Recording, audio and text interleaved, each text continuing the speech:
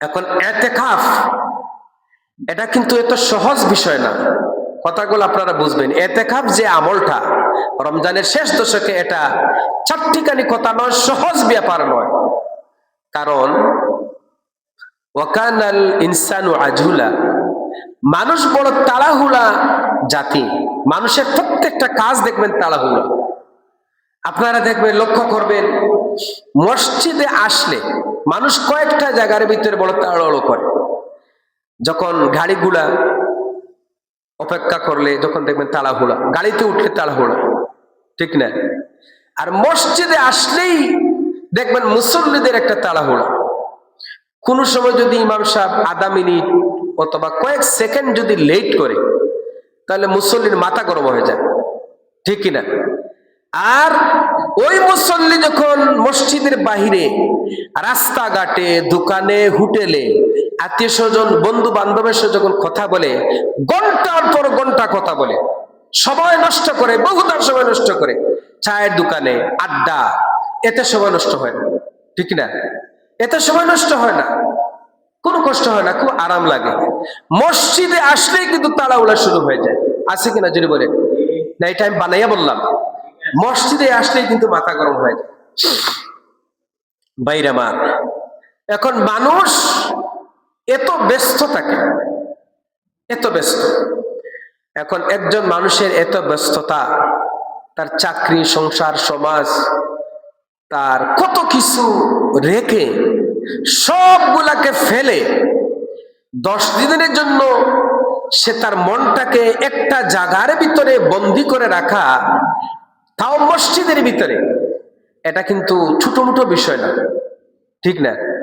না, ছোট মোটো বিষয় না, অনেক বিষয়। এই জন্য যারা ইতিকাফ করেন,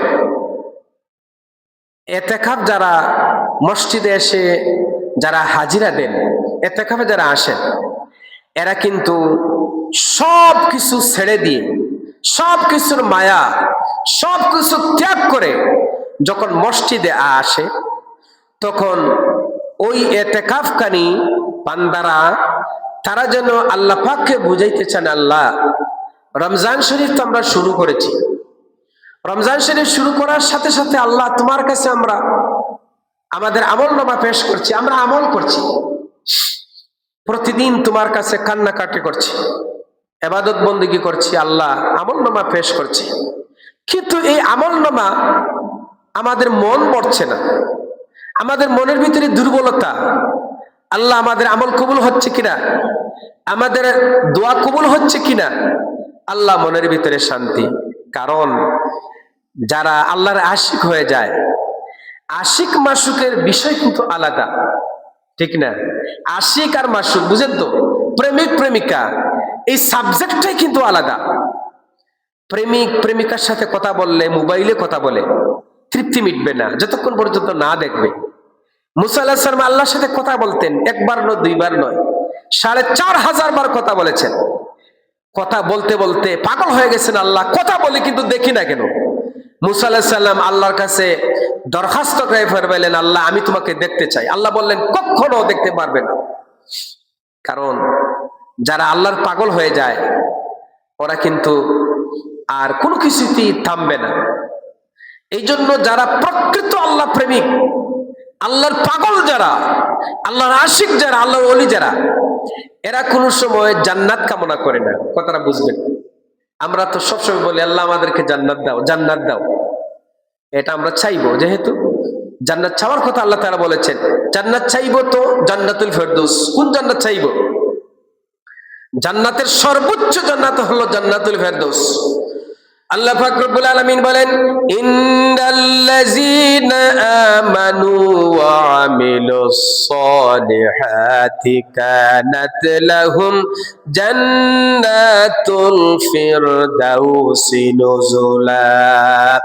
নিশ্চয় যারা আল্লাহর প্রতি ঈমান এনেছে, নেক কাজ করেছে, নেক আমল করেছে, আল্লাহ পাক বলেন আমি তাদের জন্য এমন একটা জান্নাত রেখেছি, যেই জান্নাতটা হলো জান্নাতুল ফেরদাউস। এই জন্য আমরা যখন আল্লাহর কাছে আল্লাহর জান্নাত চাইবো, তখন কোন জান্নাত চাইবো? জুড়ে বলেন, জান্নাতুল ফেরদৌস চাইবো, জান্নাতুল ফেরদৌস চাইবো। কিন্তু আল্লাহর প্রকৃত ওলি যারা, আল্লাহর পাগল যারা, ওরা কিন্তু জান্নাত চায় না, তারা চায় আল্লাহ জান্নাত চাই না, একমাত্র তোমাকে চাই। এই জন্য একজন কবি বলেন, জান্নাত ও দুজখ সে ইয়া রব কিয়া করো, আরজু হায় ময়ে তুজে দেখা করো। আল্লাহর ওলি বলছেন, রব্বুল আলামিন, আমি জান্নাতও চাই না, জাহান্নামও চাই না, কোনো কিছুই চাই না। আল্লাহ গো, আমি তোমাকে চাই। আল্লাহ, কিয়ামতের দিন জান্নাতের ভিতরে যেন আমি তোমাকে দেখতে পারি। আমার জান্নাতের দরকার নাই, জাহান্নামের দরকার নাই, আল্লাহ আমি তোমাকে চাই। এই জন্য মাহবুবে খোদা হযরত মুহিউদ্দিন আব্দুল কাদের জিলানী রাহমাতুল্লাহ আলাইহি, তিনি মাঝে মধ্যে দোয়ার ভিতরে আবেগে তিনি বলতেন, আল্লাহ আমি জান্নাত চাই না, তোমার কাছে আমি কোনোদিন জান্নাত চাই না, আমাকে যদি জাহান্নাম যদি দিয়া যাও, আমি যদি জাহান্নামের ভিতরে যাই, আর ওই জাহান্নামের ভিতরে যদি একবার আমার সাথে কথা বলো, যদি বলো মহিউদ্দিন আব্দুল কাদের কি করছো আল্লাহ, ওই জাহান্নামটাও আমার জন্য জান্নাতের টুকরা হয়ে যাবে। বলেন সুবহানাল্লাহ। জান্নাতে বসে যদি তোমার সাথে কথা বলতে পারি আল্লাহ, এই জাহান্নাম তো জাহান্নাম থাকবে না, আমার জন্য জান্নাত হয়ে যাবে। সুবহানাল্লাহ। ভাইরা আমার, এই জন্য যারা সত্যিকার অর্থে আল্লাহর আশিক, ওই আশিকরা সব সময় আল্লাহর জন্য পাগল থাকে। এই জন্য যারা ইতিকাফের ভিতরে আসে, ওরা মসজিদে এসে অবস্থান করে অনশন ধর্মঘট করে। যারা প্রেমিক, যারা আশিক হয়, মাসুককে যখন পায় না, মাসুককে না পাওয়ার বেদনা সহ্য করতে না পেরে, তখন আশিক মাসুকের দরজায় গিয়ে অনশন ধর্মঘট করে। যতক্ষণ পর্যন্ত আমি তোমার সাথে সাক্ষাৎ না করব, তুমি যতক্ষণ পর্যন্ত আমাকে দেখা না দিবে, যতক্ষণ পর্যন্ত তুমি আমার না হবে, আমি এই জায়গায় অবস্থান করলাম। অনশন ধর্মঘট করে কিনা? অনশন ধর্মঘট শুরু করে, আমি তোমাকে পাইতে চাই। অনেক সময় প্রেমিক প্রেমিকার জন্য পাগল হয়ে যায়, আত্মহত্যা করে, বাড়ি থেকে অবস্থান করে, আমি যাব না তোমার বাড়ি থেকে যতক্ষণ পর্যন্ত তোমাকে না পাবো। ঠিক অনুরূপ ভাবে রমজান শরীফে আমল দিয়ে শুরু হয়েছে, প্রতিদিন আমল করতে করতে যখন শেষ পর্যন্ত একদল আল্লাহর আশিকিন, আল্লাহর পাগল লোকেরা চিন্তা করে যে না, মন পড়ছে না, আমার মনটা তৃপ্তি হচ্ছে না, আমি 10 দিন গিয়া আল্লাহর দরবারে, আল্লাহর ঘরে গিয়ে অবস্থান করব, যেন আল্লাহকে আমি পাই। আল্লাহু আকবার। শেষ পর্যন্ত 10 দিনের একটা অবস্থান, আল্লাহর বান্দারা এসে মসজিদের ভিতরে আশ্রয় গ্রহণ করে। এটাই হচ্ছে ইতিকাফ। বলেন সুবহানাল্লাহ। ভাইরা আমার, ইতিকাফের অনেক ফজিলত, অনেক গুরুত্ব রয়েছে। আমরা তো ইতিকাফ বুঝি না, গুরুত্ব দেই না। আল্লাহর নবী জনাবে মুহাম্মদুর রাসূলুল্লাহ সাল্লাল্লাহু আলাইহি ওয়াসাল্লাম বলেছেন, মান ইতাকাফা 10রান ফি রমাদান কানা কা হাজ্জাতাইনি ওয়া উমরাতাইন। আল্লাহর নবী বলেছেন, পবিত্র রমাদানুল মুবারকের মাসের শেষ 10 দিনে, 10 দিন যখন আল্লাহর কোন বান্দা বান্দি যখন ইতিকাফ করবে, আল্লাহ পাক রব্বুল আলামিন ওই বান্দা বান্দির আমলনামার ভিতরে 2টা হজ এবং 2টা উমরার সওয়াব আল্লাহ তাআলা দান করে দিবে। বলে সুবহানাল্লাহ। ভাইরা আমার, আমাদের বর্তমান বাংলাদেশে একটা উমরা করতে হলে প্রায় 1.5 লক্ষ টাকার নিচে উমরা করা যায় না। হজ 3 লক্ষ টাকার কমে হজ করা যায় না। 2টা হজ তার মানে হলো 6 লক্ষ টাকা, 2টা উমরা মানে হলো 3 লক্ষ টাকা। দেখেন, 6 লক্ষ আর 3 লক্ষ, 9 লক্ষ টাকা খরচ করলে আমরা 2টা হজ 2টা উমরা করতে পারি।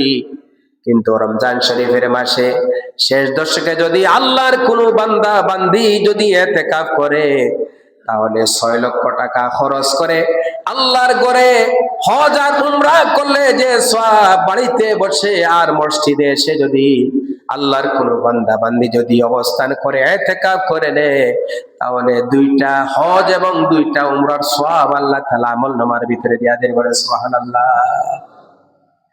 ভাইরা আমার, শুধু তাই না, আল্লাহর নবী বলেছেন, মানে ইতিকাফা ইয়াওমান, কেউ যদি একদিন ইতিকাফ করে তাহলে তার কি ফায়দা হবে? আল্লাহর নবী বলেছেন, যারা একদিনের ইতিকাফ করলো, বাইনাহু ওয়া বাইনান নারে সালাসা খানাদিক, ওই ইতিকাফকারী বান্দা বান্দি আর জাহান্নামের ভিতরে 3 খন্দক পরিমাণ জাহান্নামটা দূরত্ব হয়ে যাবে। বলে সুবহানাল্লাহ।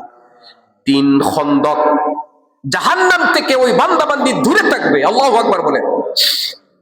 3 খন্দক, তাহলে 1 খন্দক পরিমাণ হচ্ছে দুনিয়া থেকে নিয়ে প্রথম আকাশ পর্যন্ত 500 বছরের রাস্তা।